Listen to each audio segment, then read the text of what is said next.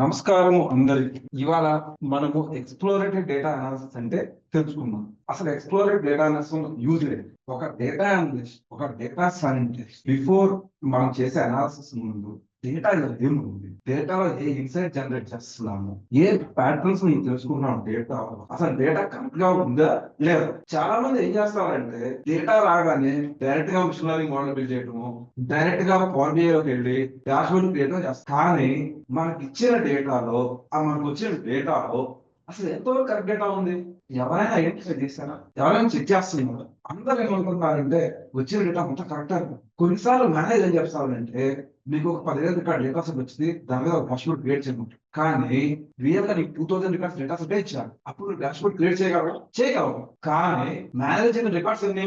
10,000 records. మనకు వచ్చిన records ఎన్ని? ప్రొవైడ్ చేసిన data record only 2000 records. Maybe మనకు రాంగ్ డేటా పంపించవచ్చు, లేదు మేము ఇదే కరెక్ట్ డేటా అయ్యొచ్చు. మనం ఎలా చెక్ చేస్తాం?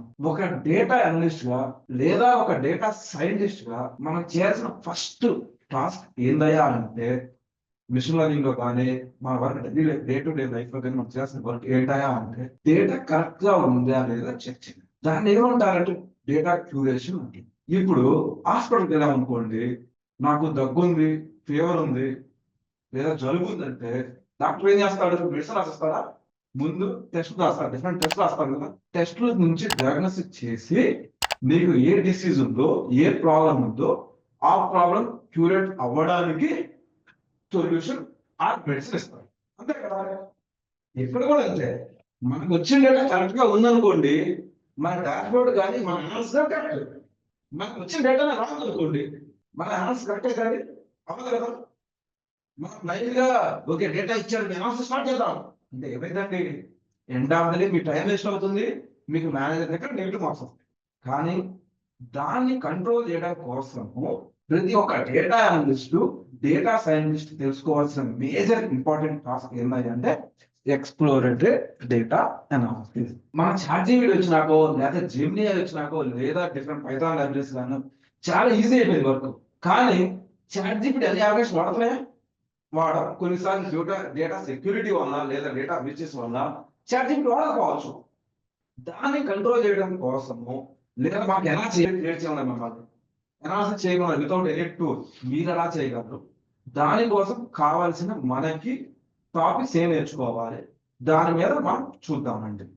అసలు ఈడిఏలో ఏ ప్రాబ్లం రావచ్చు, అసలు ఈడిఏ ఇంపార్టెన్స్ ఏంటి అనేది ఫస్ట్ మనం చూసి దాని తర్వాత ఏ టాపిక్ నేర్చుకోవాలి, ఈడిఏలో ఏ టాపిక్ అవసరం అనేది తెలుసుకుందాం. ఓకేనండి. సో అసలు ఫస్ట్ ఆఫ్ ఆల్ మన ప్రతి ఒక్కరిలో ఉండే క్వశ్చన్ ఏంటి, అసలు ఈడీ అంటారా, ఈడీ అంటే ఏంటండి, ఈడీ వల్ల బెనిఫిట్స్ ఏంటి మనకి, ఎవరైనా వచ్చి అసలు ఈడీ యొక్క అర్థం ఏంటి, దాని మీనింగ్ ఏంటి లేదా దాని డెఫినేషన్ ఏంటి అంటే మీరే చెప్తారు అనేది ఫస్ట్ ఆఫ్ ఈడీ అంటే తెలుసుకుందామండి. దాని డెఫినేషన్ అసలు ఒక అందరికి అర్థమయ్యే భాషలో ఈడీ అంటే తెలుసుకుందామండి. ఈడీ అనేది ఒక డేటా ఉంటే ఆ డేటాలో ఇన్సైట్ తెలుసుకోవడం కోసము, ఆ ఇన్సైట్ జనరేట్ చేయడం కోసము, ఆ అండర్స్టాండ్ డేటా గురించి తెలుసుకోవడం కోసం ఇది అవుతాం. నాకు డేటాలో ఫర్ ఎగ్జాంపుల్ ఏజ్ అని ఒక కాలం ఉందండి. ఏజ్ అనే కాలంలో అసలు ఏజ్ ఎంత ఉంది, విలువ ఏజ్ ఎంత ఉంది, మ్యాక్సిమం ఏజ్ ఎంత ఉంది. ఒక బ్యాంక్ ఉంది అనుకుందామండి, నెక్స్ట్ ఐసిఐసిఐ బ్యాంక్ ఉంది. ఐసిఐసిఐ బ్యాంకు చైర్మన్ వచ్చి మన దగ్గర ఉన్న కస్టమర్లో మినిమం ఏజ్ కస్టమర్ ఎంత ఉన్నారండి, మ్యాక్సిమం ఏజ్ కస్టమర్ ఎంత ఉన్నారో తెలుసుకోవాలి. ఎవరు ఎక్కువ ట్రాన్సాక్షన్ చేస్తున్నారో తెలుసుకోవాలి. ఏ ఏజ్ గ్రూప్ వాళ్ళు ఎక్కువ ట్రాన్సాక్షన్ చేస్తున్నారు, హై వాల్యూ అంటే మోర్ దాన్ 1 మిలియన్ లేదా మోర్ దాన్ 1 కోటి 2 కోట్లు కానీ ట్రాన్సాక్షన్ చేసే కస్టమర్ కావాలి. వాళ్ళ ఏజ్ ఎంత, నిజంగా జెన్యున్గా చేస్తున్నారా లేదా ఏదన్నా అవాలా మళ్ళీ వస్తుందా, మళ్ళీ లాండరింగ్ అంటారు అలా వస్తుందా తెలుసుకోవడం కోసం, డేటా అర్థం చేసుకోవడం కోసం సింపుల్ గా డేటా ఏముంది, డేటా ఏమి ఉంటే తెలుసుకోవడం కోసం ఇది వాడతాం. Next conduct the data sanity check. What do you mean అంటే అసలు ఏంటి డేటా శానిటీ చెక్ అంటే ఏంటి? శానిటీ, క్వాలిటీ, శానిటీ అంటే క్వాలిటీ. మనకు వచ్చిన డేటాలో ఏదైనా మిస్సింగ్ వాల్యూ ఉందా, అసలు డేటా కరెక్ట్ గా ఉందా లేదా. ఫర్ ఎగ్జాంపుల్ ఏజ్ ఉందనుకోండి, జనరల్ గా ఒక మనిషి ఎన్ని సంవత్సరాలు బతకాలండి, 100 ఇయర్స్ మాక్సిమం 120 లేదా 120 ఇయర్స్. ఒక ఏజ్ అనే ఫీల్డ్ లో 20,000 ఉన్నటువంటి వాల్యూ కరెక్టేనా అండి, కాదు కదా. మినిమం ఎంత ఉన్నది -20 ఉండొచ్చు ఏజ్ ఉండకూడదు కదా. ఏజ్ అనేది 0 లేదా ఒక 1 మంత్ ఉండొచ్చు, 2 మంత్లు ఉండొచ్చు, ఒక 1 ఇయర్ ఉండొచ్చు, 2 సంవత్సరాలు ఉండొచ్చు. ఏజ్ అనేది నెగిటివ్ ఎప్పుడు ఉండదు, పాజిటివ్ ఉంటుంది. మనకు వచ్చిన డేటా కరెక్టా కాదు మనకు తెలుసుకుని age example. For example salary ఉందనుకోండి, ఒక పర్సన్ శాలరీ ఎంత ఉండొచ్చు.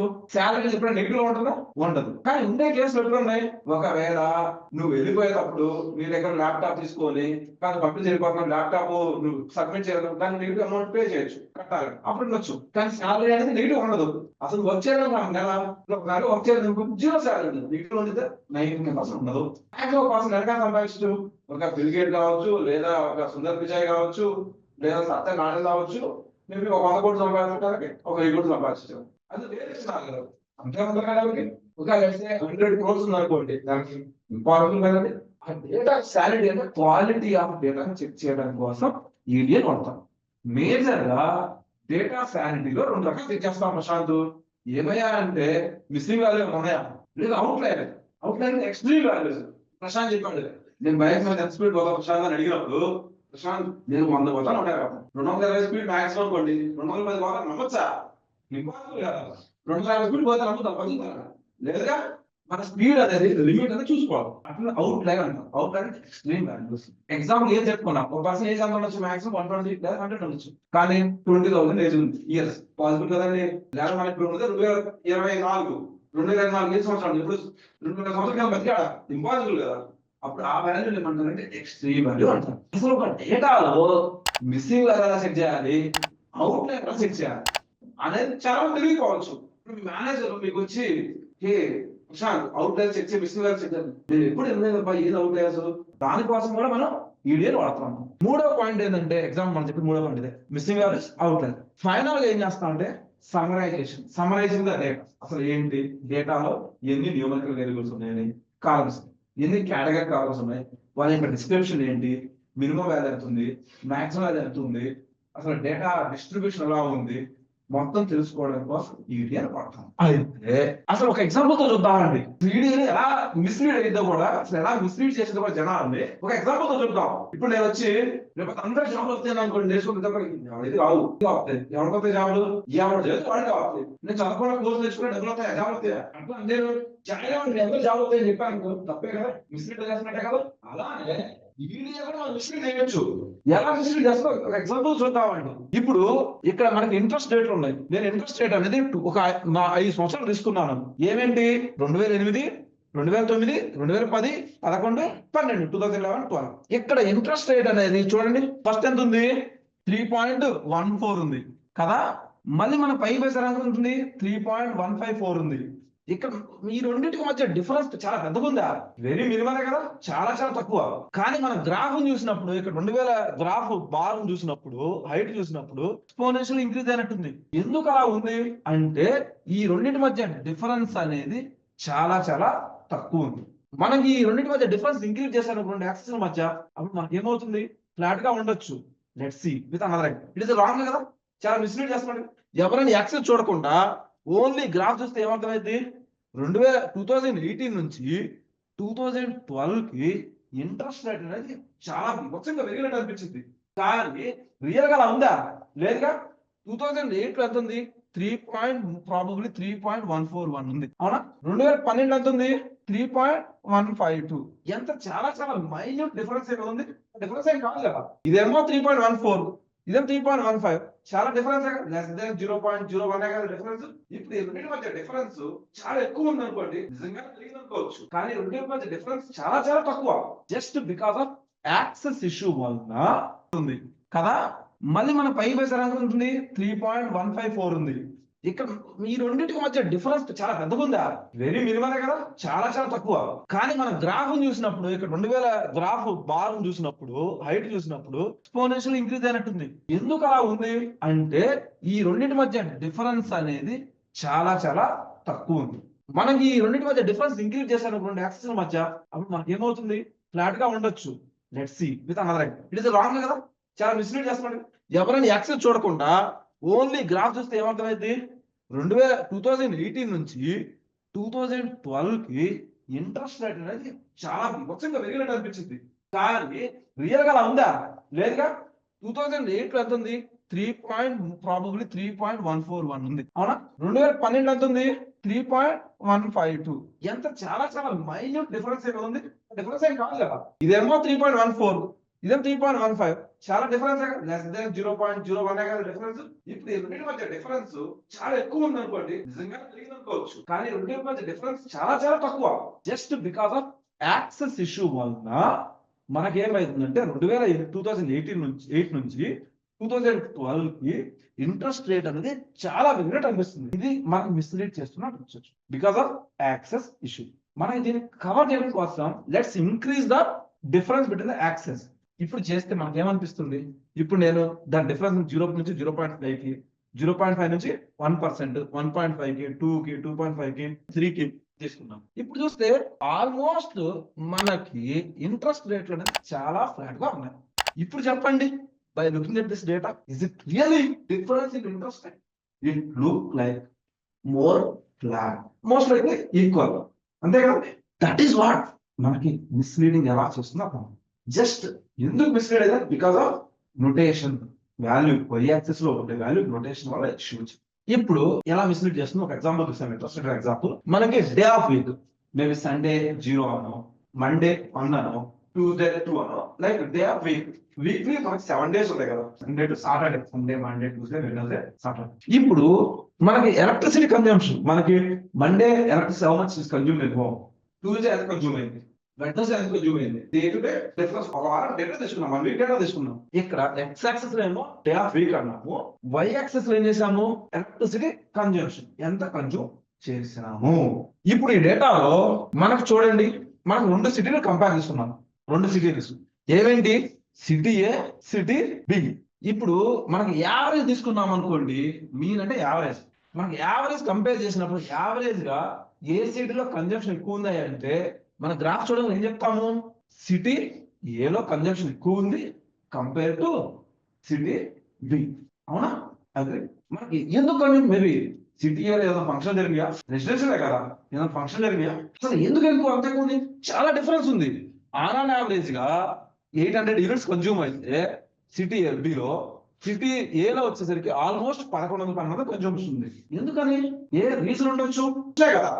ఇప్పుడు ఒక ఇల్లు ఉందనుకోండి, ఇంట్లో పోయిన 1 నెల మనకి 10,000 రూపాయలు ఖర్చు అయితే, ఈ నెల 50,000 రూపాయలు ఖర్చు అయింది అనుకోండి, మనకి క్యూరియాసిటీ ఎందుకు ఖర్చు అయిందని క్యూరియాసిటీ ఉంటుంది కదండి. అలాగే ఒకే సిటీలో ఒకే వారం 2 సిటీలు, డిఫరెంట్ సిటీల్లో ఒకే సేమ్ వీక్ లో ఎందుకు ఎక్కువ కన్జంప్షన్ ఉంది. మేము ఇండస్ట్రీ ఎక్కువ ఉండగా మనకు తెలియదు, మేబీ రెసిడెన్షియల్ ఏరియా అనుకుందాం, ఇక్కడ ఎక్కువగా ఉండాలి కదా, మేబీ కొద్దిగా ఎక్కువ ఉంటే ఉండొచ్చు. కానీ ఇక్కడ చూస్తే సిటీ ఏరియాలో చాలా ఎక్కువ ఉంది, సిటీ బిలో. నిజమేమో అనుకున్నాం, యావరేజ్ ఉన్నాం. మేబీ ఒక ఇంట్లో ఫంక్షన్ పెళ్లి జరిగింది అనుకోండి, మ్యారేజ్, ఆ రోజు ఖర్చు బాగుంటుంది కదా, ఎలా మేబీ ఆ ఇంటి వల్ల మేము ఇంపాక్ట్ అవ్వచ్చు కదా, రిమైనింగ్ హౌసెస్ అవ్వచ్చు కదా. మేబీ అందుకని ఎక్కువ సార్లు మనం మీరు నమ్మలేము. ఇప్పుడు మీకు అర్థమయ్యే భాషలో చెప్తాను, సింపుల్ ఎగ్జాంపుల్. మన ప్రశాంత్ సాలరీ మంత్లీ 50,000 రూపాయలు అనుకుందాం. మన ప్రజెంట్ సాలరీ వచ్చేసరికి 30,000 ఉంది అనుకోండి, మనకు ఒక పర్సన్ సాలరీ వచ్చేసరికి 40,000 ఉంది. ఇప్పుడు యావరేజ్ సాలరీ ఎంత అయితే ముగ్గురిది 50,000, 50,000 plus 40,000 plus 30,000 divide by 3, which is going to be 1,33,000. మనకి ఇంకో సూపర్ సీనియర్ వచ్చి అతని సాలరీ మంత్లీ 10 lakhs అనుకోండి, మంత్లీ 10 lakhs అనుకోండి, ఏమైంది 50,000, 50,000 plus 40,000 plus 30,000 plus 10 lakhs divide by 4, which is going to be close to 3 lakhs. మన యావరేజ్ ఏమైంది, every employee salary వస్తుంది 2,80,000, 2,90,000 ఉంది. నిజంగా మేబీ ఒక పర్సన్ వాళ్ళది కదా, ఆ పర్సన్ ఏమన్నామంటే అవుట్. ఇక్కడ కూడా అంతే, మేబీ కొన్ని హౌసెస్ వల్ల ఏం జరిగి ఉండొచ్చు అంటే మనకు యావరేజ్ కన్జంప్షన్ ఇంక్రీజ్ అవ్వచ్చు. అందుకని 2 సిటీలు కంపేర్ చేసినప్పుడు యావరేజ్ మనం నమ్మకూడదు. We cannot trust average. మరి యావరేజ్ నమ్మకూడదంటే ఇంకా ఆప్షన్ ఉందా, అందుకోసం మనం ఏం చేద్దామా అంటే మీడియం చూద్దాం. ఇప్పుడు మీడియం చూస్తే ఏమైంది చూడండి, ఇక్కడ చూస్తే consumption maybe some almost same ఉంది except this 2-3 days. Maybe as I discuss కొన్ని ఫంక్షన్ వల్ల, కొన్ని marriage function, maybe season marriage season వల్ల పర్టికులర్ హౌసెస్ లో ఇంక్రీజ్ అవ్వచ్చు, ప్రాబ్లీ ఎస్. అందుకని మనం ఇప్పుడు చూస్తే ఆల్మోస్ట్ మీడియం కంపేర్ చేసినప్పుడు ఆల్మోస్ట్ ఈక్వల్ గానే ఉంది, much difference, there is no much difference. Now it is giving the more clear picture. That is how another example మనకి పిట్ ఫాల్స్ అసలు రాంగ్ మిస్లీడింగ్ ఎలా వస్తుంది ఐడియా ఒకవేళ మనం ఎందుకు వాడాలి, మనం ఎందుకు మ్యానువల్ చేయాలి, ఏదైనా టూర్ వాడాలి, టూర్ యావరేజ్ కన్సిడర్ చేసిన అనుకోండి ఏమైంది మిస్లీడ్ చేస్తున్నట్టుగా యాన్యువల్ గా చాలా ఇంపార్టెంట్. మిస్లీడ్ చేయడం వల్ల రాంగ్ డెసిషన్ వెళ్ళిపోతాం. అలా కాకుండా అసలు ఏంటి ఇప్పుడు ఒక డేటా సైన్స్ కానీ ఒక డేటా అనలిస్ట్ కానీ చెయ్యాలి అంటే ఇది ఎందుకు అవసరం, ఎక్కడ ఉపయోగపడుతుంది బిజినెస్ లో, అసలు ప్రాజెక్ట్ ఎక్కడ ఉపయోగపడుతుంది తెలుసుకుందాం. ఇక్కడ మనం డాష్ బోర్డ్ క్రియేట్ చేస్తాను, నేను ఇంటర్నెట్ తీసుకొని డాష్ బోర్డ్ చెప్తాను. ఇక్కడ ఏంటంటే మనకి ఒక డేటా అనలిస్ట్ కానీ ఒక డేటా సైంటిస్ట్ కానీ ఒక డేటా ఇంజనీర్ మనకు ఒక బేసిక్ రోల్ ఏంటి అంటే బిజినెస్ ప్రాబ్లమ్ సాల్వ్ చేయాలి. ఫర్ ఎగ్జాంపుల్ నేను క్యాంపెయిన్ రన్ చేయాలనుకుంటున్నాను. మనకి డిమార్ట్ స్టోర్ ఉంది, ఎవరికి తెలుసు డిమార్ట్ స్టోర్ లో they want to run the campaign. ఎందుకు క్యాంపెయిన్ రన్ చేయాలంటే అడ్వర్టైజ్మెంట్స్ ఎందుకు రన్ చేయాలి అంటే they want to increase their revenue increase చేయడం కోసం they plan to run the campaign. Campaign ఎలా చేస్తారంటే they are providing some discount to customer, they are offering some discounts to customer. ఏదో discounts కావాలి every customers let's say they have 10,000 customers. Every customer is having same discount offer applicable. ప్రతి ఒక్క same applicable ఉందా కాదు. High value transaction customers ఉన్న వాళ్ళకి we have to give more offer.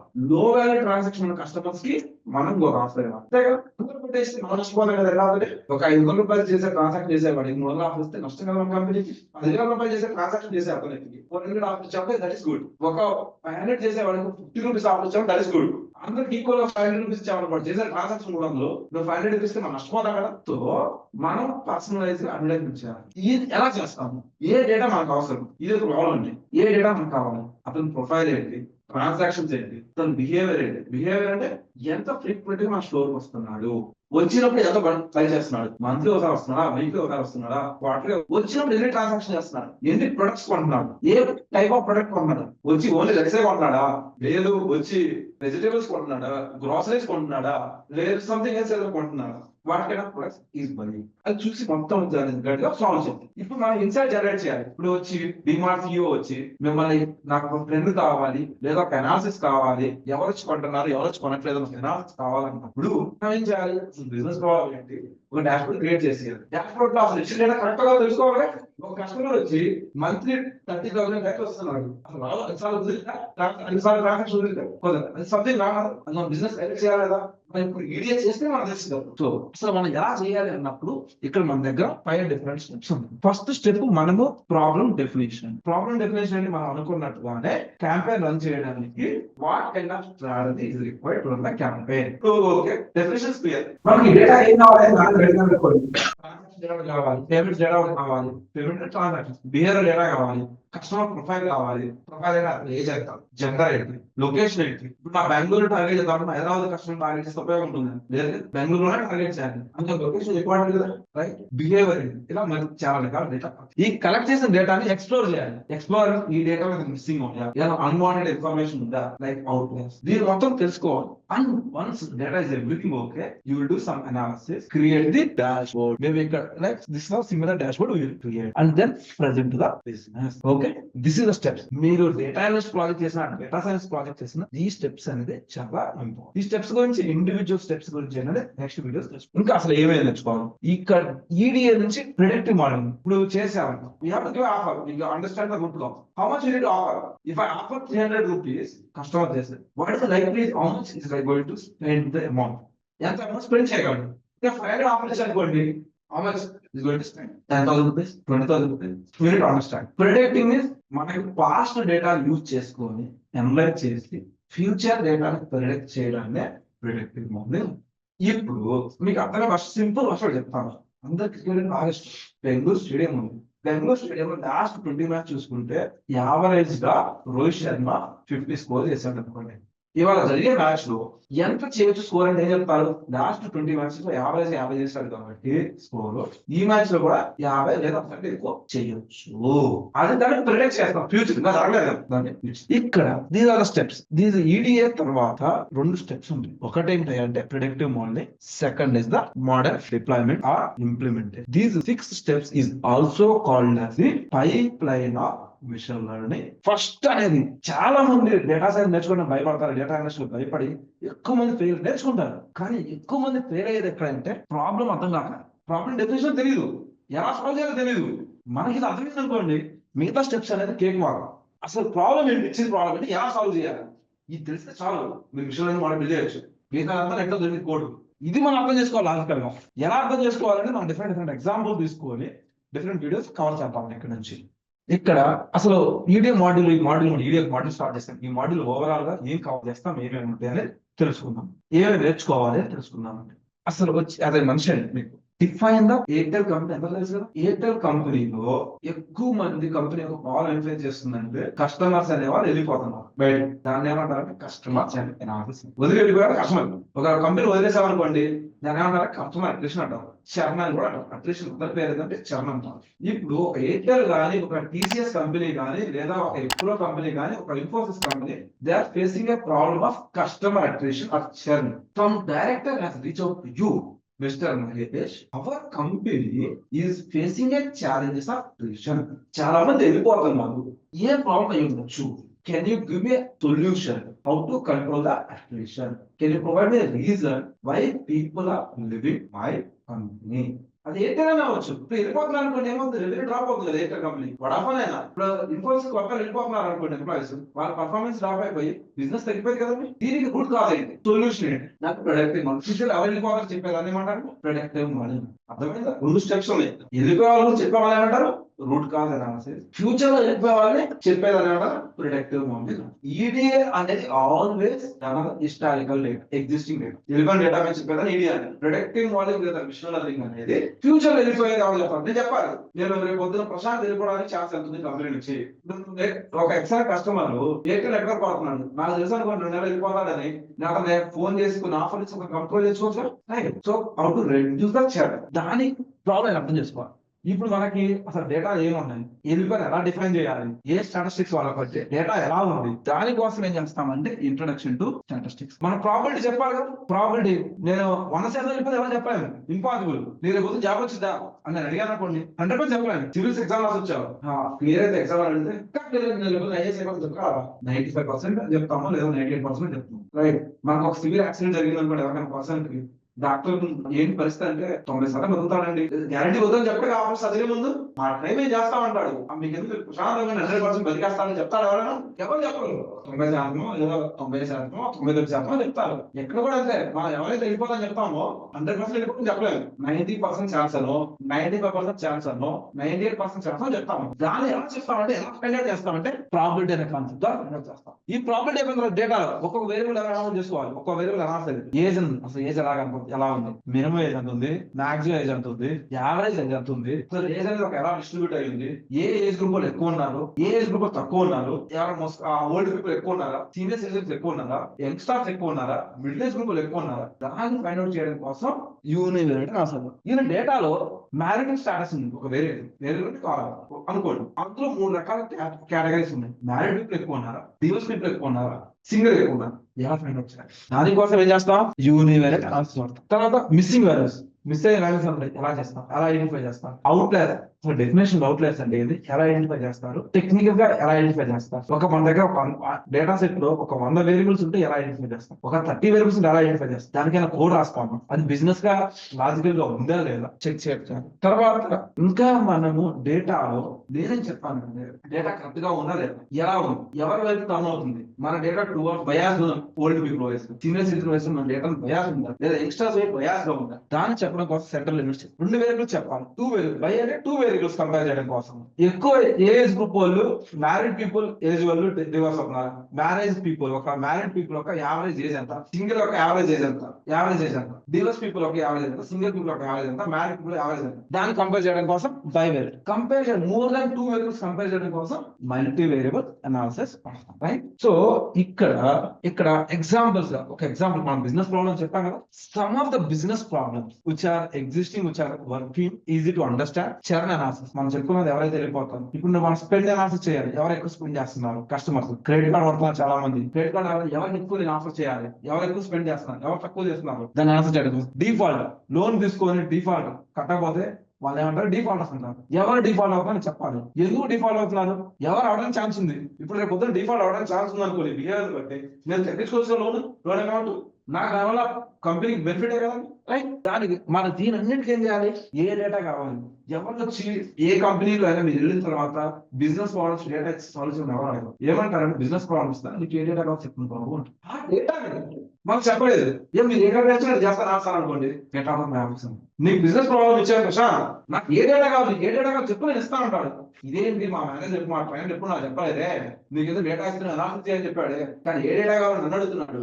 ఇది ఎప్పుడు లేదనుకో, నేను ఎప్పుడు లేదనుకోను బాగా ఫేక్ వెళ్ళిపోయి అంటారు. అలా కాకుండా మనం ఏం చేయాలి అంటే చరణ్ ఆలోచించారు. చరణ్ ఎందుకవుతున్నాడు, ఎవరు టెలికామ్ చరణ్, ఏ ఇండస్ట్రీ టెలికామా ఎంప్లాయా, టెలికామ్ ఎందుకు post paid prepaid customer okay prepaid post paid అన్నాం. యూసేజ్ డేటా ఉంటుంది, బిల్ అకౌంట్ కానీ యూసేజ్ అంటే డేటా యూసేజ్ కానీ అవుట్ గోయింగ్ కాల్స్ ఉన్నాయి, ఇన్కమింగ్ కాల్స్ ఉన్నాయి, ఈచ్ కాల్ ఎంత మాట్లాడుతున్నారు, ఎస్ఎంఎస్ ఎన్ని పంపిస్తున్నారు, ఏ ప్లాన్ అవుతున్నారు, రోమింగ్ ఉందా, కంప్లైంట్స్ అని ఇచ్చారా, బిల్ అమౌంట్ ఎంత వస్తుంది, పేమెంట్ జరుగుతుందా లేదా, బిల్ అమౌంట్ ఎక్కువ వెళ్ళిపోవచ్చు కరెక్టా కాదా, నీ కంప్లైంట్స్ ఎక్కువ వెళ్ళిపోవచ్చు, నీకు అది తెలిసింది మీరు చెక్ చేసుకుని తెలిసింది చెక్ చేయడం తెలిసిందా లేదా. అందుకని మనం ఐపాక్స్ అనేది చాలా ఇంపార్టెంట్. దీనికి సపరేట్ ఒక వీడియో చేద్దాము. మనకి ఏ డేటా కలెక్ట్ చేసి దాన్ని అనాలిసిస్ ఎలా చేయాలి. ఇక్కడ మనం చూసినట్టు ఈడిఏలో ఏం చేయొచ్చు అంటే రా డేటా మనకు ఇస్తారు, డేటా మనకు కావాలని చెప్పాము, మనం ఆ డేటా డిస్క్రిప్టివ్ స్టాటిస్టిక్స్ అంటాం. డిస్క్రిప్టివ్ స్టాటిస్టిక్స్ అంటే ఏంటయ్యా అంటే డిస్క్రైబింగ్ అబౌట్ ఇట్. మన డేటా ఎన్ని రికార్డ్స్ ఉంటే మినిమం వాల్యూ ఎంత ఉంది, మాక్సిమం వాల్యూ ఎంత ఉంది, యావరేజ్ వాల్యూ ఎంత ఉంది, ఏదైనా డీవియేషన్ ఉందా యావరేజ్ నుంచి, ఏంటి బయాన్స్ ఉంది డేటా ఉంది కదా, బయాన్స్ ఉంది సైడ్ అన్నా, దాన్ని తెలుసుకోవడం కోసం ఏమంటారంటే డిస్క్రిప్టివ్. రైట్. వేరియబుల్ టైప్ ఏముంది, న్యూమరికల్ ఉందా, కేటగిరికల్ ఉందా, ఏంటి. Next detecting treating missing data మనం చెప్పుకోవాలి కదా. మిస్సింగ్ డేటా అంటే type of data, typical data ఎలా ఉంది, ఒక వేరియబుల్ కి రెండు వేరియబుల్ మధ్య మ్యారేజ్ కి ఏజ్ కి రిలేషన్ ఉందా లేదా, దీని అన్నింటినీ స్టాటిస్టిక్స్ థియరీలో కవర్ చేస్తాం. రైట్. కాన్సెప్ట్ ప్రాబిలిటీ అంటే ఏంటి, కండిషనల్ ప్రాబిలిటీ అంటే ఏంటి, ఎలా ప్రాబిలిటీ క్రియేట్ చేస్తాం, రిలేషన్ ఎలా సెట్ చేస్తాం అనేది ప్రాబిలిటీ ఎగ్జామ్ ఇంటర్మీడియట్ వచ్చిన ప్రాబిలిటీ మళ్ళీ ఇక్కడ కవర్ చేయొచ్చు. నేను సపరేట్ తీసుకున్నాం. అసలు యూనివేరియట్ అనాలిసిస్ చెప్పుకున్నాం కదా. యూనివేరియట్ అనాలిసిస్ ఒక వేరియబుల్ అనాలిసిస్ చేస్తాం. ఒక మీన్ అంటే ఏంటి, యావరేజ్, మీడియన్ అంటే ఏంటి, మిడిల్ పాయింట్, మీన్ అంటే యావరేజ్, మోడ్ అంటే ఒక రికార్డ్ ఎన్ని టైమ్స్ రిపీట్ అవుతుందో దాన్ని చెప్పేదే మోడ్. ఇక్కడ మన డేటా చూసినట్టయితే నెంబర్ ఆఫ్ అవర్స్ రెస్పాన్స్ కి చూస్తే ఇక్కడ డేటా అనేది ఎర్లీ రెస్పాన్స్ ఉంది టైం అవర్స్, కానీ లేట్ అయ్యకుంది రెస్పాన్స్ ఇంటర్మ్ అవర్స్ చాలా చాలా తక్కువ రికార్డ్ ఉంది. అంటే మన డేటా అనేది రెస్పాన్స్ చాలా ఎర్లీగా ఉంది. గ్రాఫ్ చూసి చెప్పొచ్చు కదా. సిమిలర్ గా దీనికి తెలియజేయడం కోసం దీన్ని ఎలా తెలుసుకునేది మనం యూనివేరియట్ అనాలిసిస్ వాడతాం. మిస్సింగ్ వాల్యూస్ అంటే ఏంటి, అవుట్లైన్. జనరల్ గా ఎన్ఏఎన్ ఉన్నాయి అనుకోండి, పైథాన్ లో పాండాస్ లో ఎన్ఏఎన్ అంటే దాన్ని ఏం చెప్తారంటే మిస్సింగ్ వాల్యూస్ అంటాం. రైట్. మిస్సింగ్ వాల్యూస్ అనేది కాలం లెవెల్లో, ఇక్కడ ఎఫ్ అనేది ఒక కాలం, జి అనేది ఒక కాలం, హెచ్ అనేది ఒక కాలం, కాలం లెవెల్ వైజ్ గా ఎన్ని మిస్సింగ్ వాల్యూస్ ఉన్నాయో ఐడెంటిఫై దాన్ని 4 రాయడం చూద్దాం. రైట్. సెంట్రల్ లిమిట్ థియరం అనేది దీని ఒక నార్మల్ డిస్ట్రిబ్యూషన్ కాన్సెప్ట్. అసలు డేటా అనేది నార్మల్ గా ఉంటేనే మనం మిషన్ లెర్నింగ్ మోడల్ బిల్డ్ చేయగలం. ఎలా చెక్ చేస్తాం, చాలా చాలా ఇంపార్టెంట్ కాన్సెప్ట్. దీనికి ఎగ్జాంపుల్స్ డిఫరెంట్ కాన్సెప్ట్ లో కవర్ చేస్తాం. బైవేరియట్ టు కంపేర్ 2 వేరియబుల్స్ కానీ multivariate more than 2 variables compare చేయడం కోసం మనం bivariate multivariate that is all about theory. Please subscribe the channel. Thank you.